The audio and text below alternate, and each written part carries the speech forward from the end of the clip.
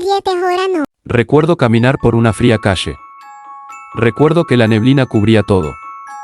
Recuerdo cómo podía escuchar el silencio en todo el lugar, como las luces del alumbrado público eran insuficientes. Recuerdo que no veía más allá de mi nariz. Mientras caminaba para mi casa sentía a mis espaldas una presencia, la cual hizo que una sepulcral sensación de frialdad recorriera toda mi espina dorsal. Miré hacia atrás y no pude ver nada ni a nadie. Entré a un bar para descansar un momento, había caminado ya muchas horas. Le pedí una cerveza al dueño.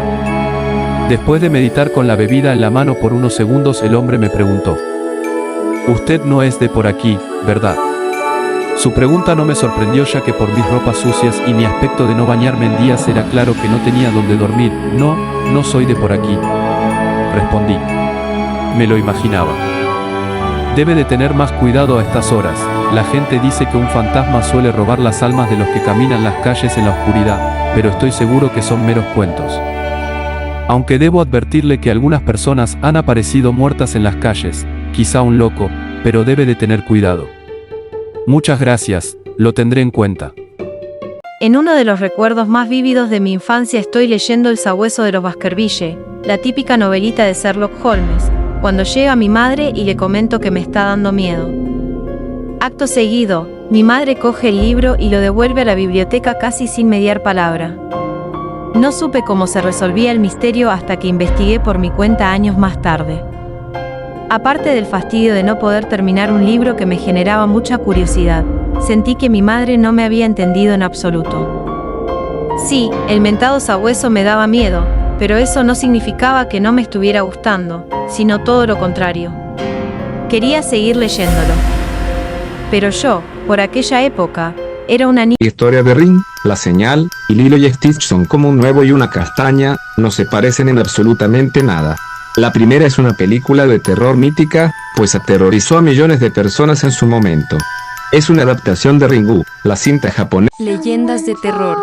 Las macabras historias para Halloween que estremecen a países enteros. Imagen ilustrativa Infobae. En cada rincón del planeta, la humanidad ha compartido durante siglos historias de apariciones, rituales y criaturas sobrenaturales.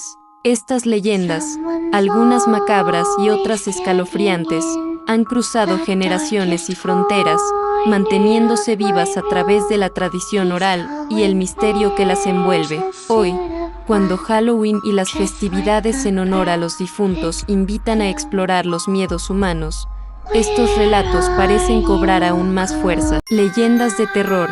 Las macabras historias para Halloween que estremecen a países enteros. Imagen ilustrativa Infobae. En cada rincón del planeta, la humanidad ha compartido durante siglos historias de apariciones, rituales y criaturas sobrenaturales. Estas leyendas, algunas macabras y otras escalofriantes, han cruzado generaciones y fronteras, manteniéndose vivas a través de la tradición oral y el misterio que las envuelve. Hoy, cuando Halloween y las festividades en honor a los difuntos invitan a explorar los miedos humanos, estos relatos parecen cobrar aún más fuerza. Aquí, un recorrido por algunas de las historias de terror más emblemáticas de diversos países. La siguiente historia de terror relata un suceso aterrador que ocurre en un pequeño pueblo de Ixtapan del Oro, donde una familia es atacada por una bruja.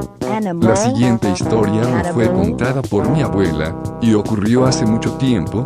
Fue un suceso muy tenebroso que le dejó marcado por el resto de su vida. Mi abuela vivió en un pequeño pueblo de Ixtapan del Oro, un estado que... Así, aseguran, la cultura popular sostiene que la niña estaba escapando de un bombardeo en su ciudad, por lo que se escondió en el tercer cubículo del baño de su escuela, mientras caían las bombas.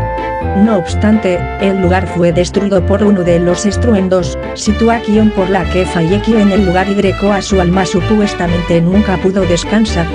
Por otro lado, personas más escépticas indican que el crimen se remonta a un poblado en Milla Bederatzi y uneta berroeta marigrecoa tendría relación con el padre de la mucaca, quien en un ataque de ira ya mató a toda su familia.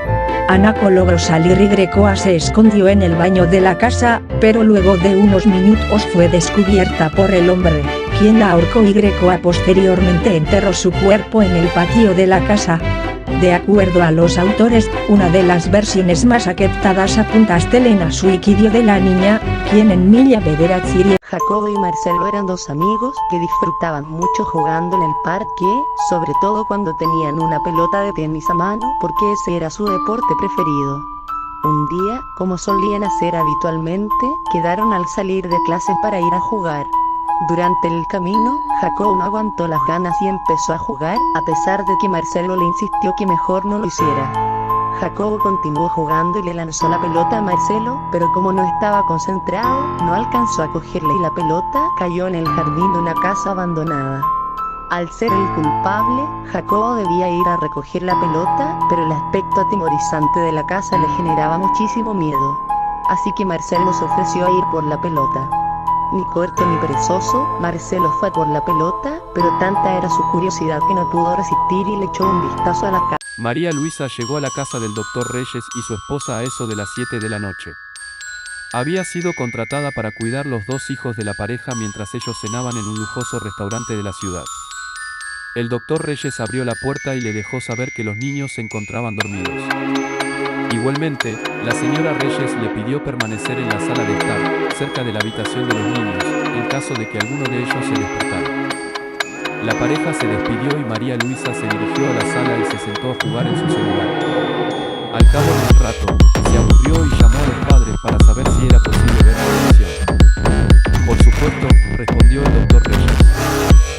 Sin embargo, María Luisa tenía una solicitud final. Le preguntó si podía cubrir con una manta la estatua del payaso que permanecía en la estatua de ojos espeluznados. Don Melquiades era un anciano tacaño y de corazón endurecido.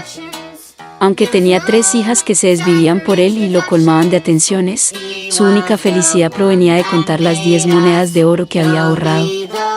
Así que, cuando sintió que se acercaba el fin de sus días, se sentó en su silla mecedora y llamó a sus hijas para hacerles prometer que lo enterrarían. Don Melquiades era un anciano tacaño y de corazón endurecido.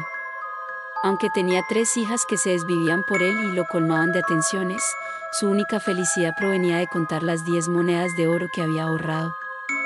Así que, cuando sintió que se acercaba el fin de sus días, se sentó en su silla mecedora y llamó a sus hijas para hacerles prometer que lo enterrarían con sus preciadas monedas.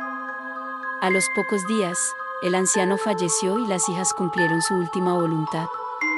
Sin embargo, al cabo de unos meses, las hijas descubrieron que el padre tenía muchas deudas que no podían saldar con lo poco que ganaban trabajando.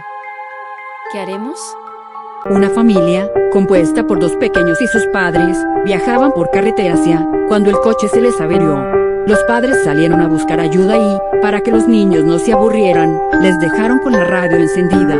Cayó la noche y los padres seguían sin volver cuando escucharon una inquietante noticia en la radio. Un asesino muy peligroso se había escapado de un centro penitenciario cercano y pedían que se extremaran las precauciones. Las horas pasaban y los padres de los niños no regresaban. De pronto, empezaron a escuchar golpes sobre sus cabezas. Poc, poc, poc. Los golpes, que parecían provenir de algo que golpeaba la parte de arriba del coche, eran cada vez más rápidos y más fuertes. Poc, poc, poc. Los niños, aterrados, no pudieron resistir más, abrieron la puerta y huyeron a toda prisa. Solo el mayor de los niños se atrevió a girar la cabeza para mirar qué provocaba los golpes. No debería haberlo hecho. Sobre el coche había un hombre de gran tamaño, que golpeaba la parte superior.